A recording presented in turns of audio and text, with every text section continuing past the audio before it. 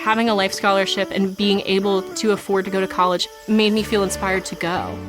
When I got a life scholarship, it was such a relief. I knew that I wanted to have an impact. Having a life scholarship through the SC Education Lottery was huge. It gave me the opportunity to make that impact right here at home. The South Carolina Education Lottery. A better you, a better us, a better South Carolina. Visit sceducationlottery.com/betteryou.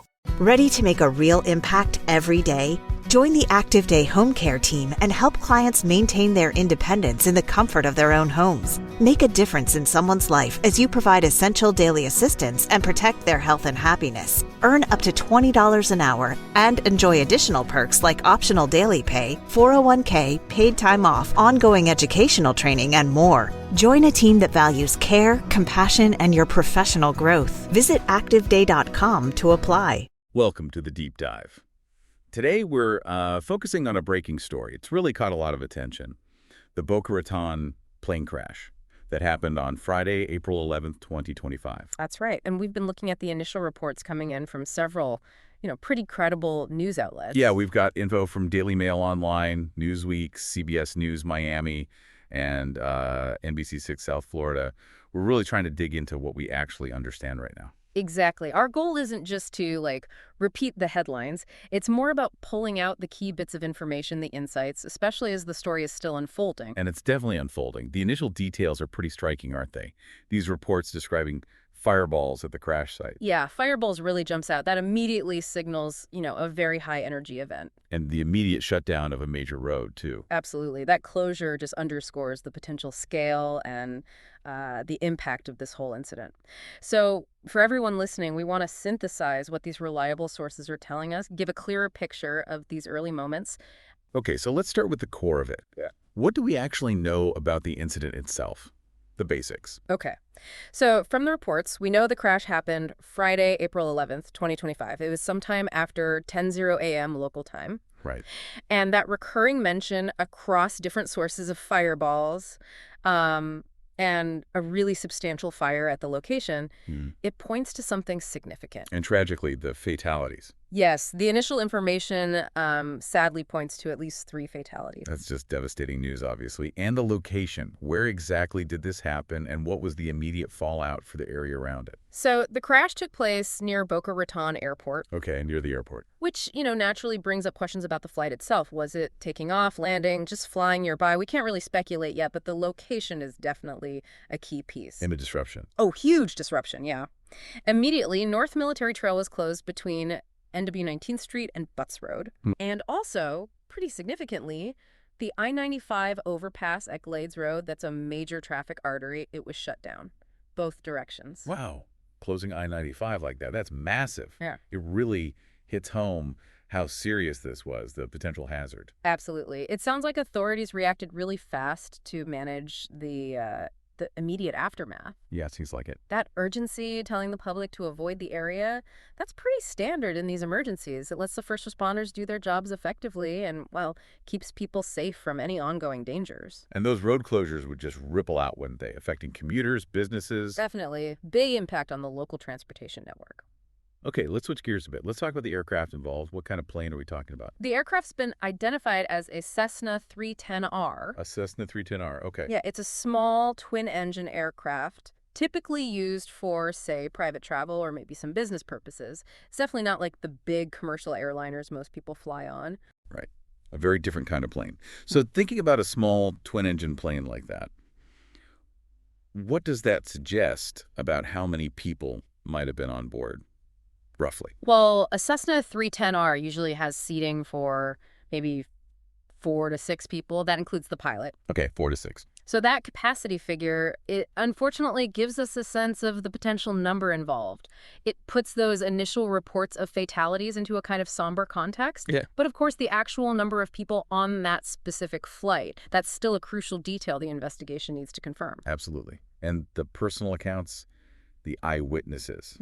That really brings home how sudden and shocking this must have been. What stood out from those reports? There were several witnesses, and even some early social media posts, that we always have to be a bit careful with those initially. Right, caution is needed there. Yeah, but they described seeing a huge fireball and just a lot of smoke coming from the crash site. A huge fireball, wow. And one detail that really stuck out was someone nearby saying the force of the crash actually shook the whole building they were in. Shook the building. Yeah.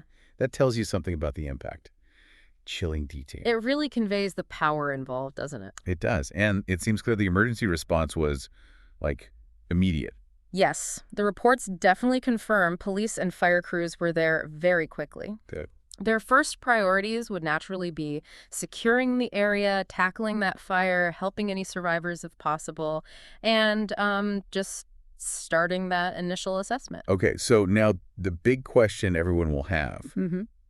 What caused this? What do we know, or perhaps not know, about the investigation at this point? Right. Well, at this very early stage, the cause is officially under investigation. That's the key thing. Standard procedure, yeah. Exactly. It's a really systematic process. It'll involve, a detailed look at the wreckage itself, looking for any signs of mechanical failure, maybe structural issues. Yeah. Investigators will also be gathering data on the weather conditions around that time, reviewing the pilot's records, flight history, qualifications, and analyzing any relevant communications with air traffic control. It's methodical. Takes time. It really does. And it's so important, like you said, to remember that any theories floating around right now are just speculation. Pure speculation, yeah. We absolutely need to wait for the official findings from the NTSB, most likely. Right. And as we touched on, there's still quite a few key unknowns beyond the cause itself. That's right. We're still waiting for confirmation on the exact number of people on board, their identities, obviously, and the full extent of any damage on the ground, too. All that information should become clearer as the investigation moves forward and authorities can release verified details. Precisely. It feels like a good moment to just quickly reiterate where we're getting this information. We mentioned the sources earlier, but in situations like this, knowing the source is crucial. It really is. Our understanding right now is based on reporting from established news organizations, Daily Mail Online, Newsweek, the local CBS and NBC affiliates. Yeah. These outlets generally stick to journalistic principles, verification, which is so vital right after something happens. Initial reports can sometimes have small errors as things become clearer, but these are usually trusted sources for the facts. And on the flip side, there's always social media. We see a flood of information, sometimes misinformation. How should people approach that? Well, social media can be incredibly fast. You often get those firsthand accounts, images, like the eyewitness descriptions we talked about. Great. But it's essential to remember that stuff is often unverified. Sometimes it's inaccurate, sometimes even deliberately misleading. Best practice is always caution. Look for the official confirmations, the detailed reporting from established news sources before you, decide something is fact. Good advice. Okay, stepping back a bit now, looking at the bigger picture. Plane crashes are thankfully rare, but they do happen. What broader context should we maybe keep in mind here? That's a good point. If we think about aviation generally, it's incredibly safe, statistically. Way safer than driving, for example. Right. But there are still inherent risks. Operating complex machines like aircraft always involves some risk. That's why we have such comprehensive safety regulations, really rigorous maintenance schedules, extensive pilot training, all that stuff. The whole system designed for safety. Exactly. And when an accident like this does happen, that in-depth investigation process is just crucial. It's not only about finding the cause of this specific tragedy. It's about learning, right? Absolutely. It's vital for identifying any potential safety issues, anything systemic that could help prevent similar incidents down the road. Yeah, each investigation ideally makes flying even safer. And thinking locally again about the impact in Boca Raton, what kind of repercussions might the community be feeling? The impact is likely significant, and on several levels. Immediately, you've got the practical disruption, those road closures affecting daily life, commutes, businesses. But beyond the logistics, there's the emotional toll. An event like this, especially with descriptions like fireballs, can create fear, anxiety, a deep sadness in the community. Understandable. And if there are confirmed local fatalities, the community will feel that grief and loss very directly. How everyone comes together to support those affected, that'll be really important in the coming days and weeks.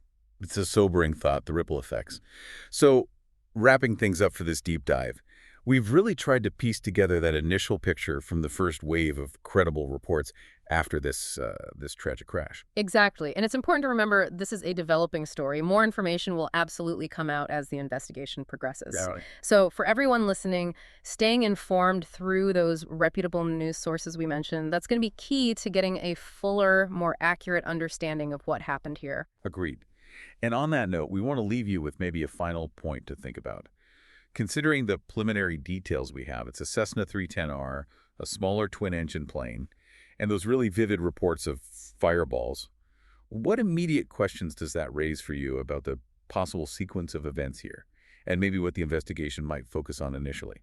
It's definitely a complex situation, lots to consider. It is, and we encourage everyone to follow the reliable reporting as this story continues to develop. Having a life scholarship and being able to afford to go to college made me feel inspired to go. When I got a life scholarship, it was such a relief. I knew that I wanted to have an impact. Having a life scholarship through the SC Education Lottery was huge. It gave me the opportunity to make that impact right here at home. The South Carolina Education Lottery. A better you, a better us, a better South Carolina. Visit sceducationlottery.com/betteryou.